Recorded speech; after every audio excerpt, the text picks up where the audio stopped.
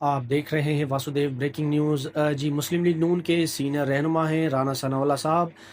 इनके हवाले से ये बताया गया था कि जब इलेक्शन में फॉर्म 47 वाला मामला आया तो इन्होंने अपनी क़यादत को मना किया था और कहा था मियां नवाज शरीफ साहब को कि आप शिकस्त को तस्लीम करें और हुकूमत जिसको मिलनी चाहिए उनको बनाने दें जो इलेक्शन जीते हैं। तो इनके हवाले से तो ये रिपोर्ट है कि फॉर्म 47 की सीट लेने से इन्होंने इनकार किया, लेकिन फॉर्म 47 के ऊपर ये तकरीबन सेनेटर बन चुके हैं, बस थोड़ी सी कसर बाकी है।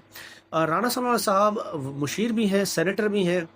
ये कहते हैं कि जो सऊदी अरब के साथ पाकिस्तान का डिफेंस मुआहदा हुआ है, दिफाई मुआहदा हुआ है, तो इसके बाद पाकिस्तान की जो अहमियत है वो दुनिया में मज़ीद उजागर होगी और ये पाकिस्तान के लिए एक लैंडमार्क चीज़ है।